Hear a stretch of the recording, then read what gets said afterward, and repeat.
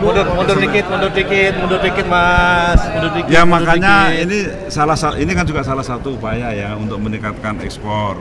Jadi kita mau ikut pameran di Ca Expo 2025. Nah, sebelum pameran itu eksporternya kita persiapkan dulu business matching. Jadi jangan sampai datang ke sana baru ketemu buyer. Jadi sebelum ke sana itu udah kita carikan buyer. Ya, kita akan carikan buyer sampai September nanti kita nggak hanya sekali, tapi kita bisa business matching berkali-kali. Ya, jadi ketemu di sana, mudah-mudahan bayarnya itu tinggal tanda tangan kontrak. Ya, jadi kan sudah tahu dulu. Nah ini yang kita lakukan supaya ekspor kita terus meningkat. Ya. Dari Kemendak menargetkan rasio kewirausahaan tahun ini berapa sih? Ya sebenarnya kalau itu kan keseluruhan kementerian, kalau kita target ekspor dulu aja, target ekspornya kan 7,1%. Ya. Tahun ini Pak? Tahun ini. Pak, ya gitu ya. update produsen minyak kita Pak, udah ada yang YouTube lagi belum Pak? Sehingga kan Pak. Udah, Permendak nomor 8 udah sampai mana ya Pak? Si Permendak udah sampai tahap mana ya Pak? Jadi business matching atau pitching nggak boleh sekali Pak ya, harus berkali-kali. Ya, semua peserta yang akan Trade Expo terserah mau pitchingnya sekali 2 kali terserah, tetapi Pak Budiansyah harus mencarikan buyer bisa bertahap kan, misalnya ini dapat buyer untuk produk ini ya udah business matching dulu. Berikutnya Pak Budi mencarikan lagi sampai menjelang September, dicarikan buyer lagi, nanti business matching yang tahap 2, tahap 3 dan seterusnya. Nah itu yang kita lakukan agar produk-produk kita itu gampang masuk ke pasar ekspor. Ya kita rubah cara-cara yang lama, dan yang kedua yang penting adalah Bapak Ibu para UMKM ini ya harus serius. Gitu. Kalau dulu maaf ya, kadang-kadang banyak UMKM kita itu tujuannya hanya retail.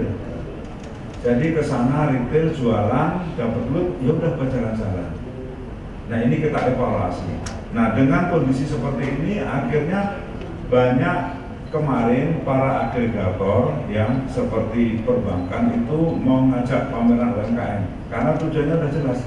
Kemarin sebelumnya bank-bank agak ragu-ragu sebenarnya kalau mau ngajak, karena ya itu tadi aturannya tidak ada yang memaksa untuk membuat ekosistem bisnisnya menjadi lebih baik. Jadi sekali lagi Bapak Ibu, nanti pada bulan Oktober, jadi September, Oktober juga ada Trade Expo. Bagi Bapak Ibu yang sudah mendaftar di Trade Expo, nanti juga kita akan lakukan business matching. Ya, jadi nanti akan kita sampaikan ke perwakilan kita luar negeri, misalnya Bapak Ibu ikut pameran Trade Expo produk ini. Nah, nanti akan diikutkan business matching. Harapan kami ketika buyer datang ke Indonesia ya sudah ada kontrak dagang. Syukur-syukur sebelum datang sudah kontrak dagang, jadi nanti tinggal ketemu fisik saja di Jakarta. Nah ini target kita. Kami sangat mengucapkan terima kasih kepada perwakilan kita yang mungkin sekarang tugasnya makin berat Pak ya. Ya jadi perwakilan tidak usah banyak bikin laporan lah. Yang penting ekspornya naik gitu aja. Ya. Laporan-laporan yang bikin repot malah nggak usah, nanti banyak bikin laporan malah nggak kerja. Nah kemudian kita targetkan 2 perwakilan kita itu, misalnya ke Cina, ekspornya berapa? Ekspor secara nasional berapa persen? Katakanlah 10%. Maka di dalamnya itu harus ada ekspor UMKM berapa? Ya. Jadi ada khusus, karena UMKM ini kan banyak kendalanya ya. Nyari buyer sendiri kadang kan juga nggak mudah. Kalau sudah perusahaan besar mungkin lebih relatif mudah ya dibanding yang UMKM. Terus yang kedua mungkin perlu bimbingan atau pelatihan. Kadang kan mau ekspor pun ada juga yang nggak tahu caranya seperti apa, ya kemudian izin-izinnya seperti apa. Nah ini juga akan kita lakukan pelatihan. Kemudian kita juga ada pendampingan misalnya Bapak Ibu mau ekspor kemana, oh ternyata ini desainnya orang bagus dan sebagainya, kita ada namanya klinik desain di Grogol. Jadi setiap saat Bapak Ibu UKM ya kalau mau konsultasi silahkan, tidak dikenakan biaya, ada di Grogol. Dan banyak produk yang jadi pasien klinik desain itu banyak yang ekspor. Ya, sekarang banyak yang ekspor dengan desain-desain yang bagus. Nah itu salah satu cara bagaimana kita mengejar ketertinggalan kita. Selain mendorong ekspor, kita juga membuka pasar-pasar baru. Ya, kita membuat perjanjian dagang dengan berbagai negara dengan harapan kita akan mudah masuk ke sana. Syaratnya apa? Syaratnya Bapak Ibu harus mempunyai daya saing. Artinya begini ya, kalau negara lain itu kita mempunyai perjanjian dagang, kemudian kita diberi kebebasan akses atau kemudahan akses, maka kita juga harus siap bahwa mereka juga harus dapat akses yang mudah ke Indonesia. Nah, caranya gimana supaya mereka tidak masuk ke kita? Ya, kita punya daya saing.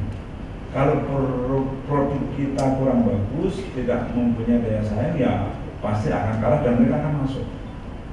Ya. Nah, kuncinya itu punya daya saing, kemudian inovasi, ya, kemudian promosi. Nanti kita bantu bareng-bareng dengan perwakilan kita yang ada di luar negeri. Jadi sekali lagi terima kasih kepada teman-teman UMKM di bawah HIPI, Pak ya, terima kasih banyak. Mudah-mudahan bisnis matchingnya tidak hanya ke Cina ya, Pak HIPI, Pak, jangan hanya ke Cina ya, ke semua negara, ya, ke semua negara dengan produk-produk yang berbeda. Ini trennya menurun ya karena produknya yang ditawarkan itu saja, ya, produk-produk yang ditawarkan UMKM tidak banyak berubah. Kemudian kan bayar di sana kan juga terbatas. Nah, tetapi kalau kita mempunyai produk yang berbeda, yang unggul, pasti akan banyak transaksi yang kita lakukan. Saya kira demikian yang dapat kami sampaikan. Sekali lagi selamat, mudah-mudahan target ekspor kita 7% ya dapat tercapai. Tahun lalu ekspornya cuma 2,29. Jadi memang untuk ke 7% tidak mudah, kecuali kita mau bekerja keras, kita bersama-sama dengan paradigma, dengan cara, ya, dengan mindset yang berbeda, bahwa kita benar-benar bekerja memanfaatkan kesempatan yang ada untuk menembus pasar global. Demikian, terima kasih. Wassalamualaikum warahmatullahi wabarakatuh.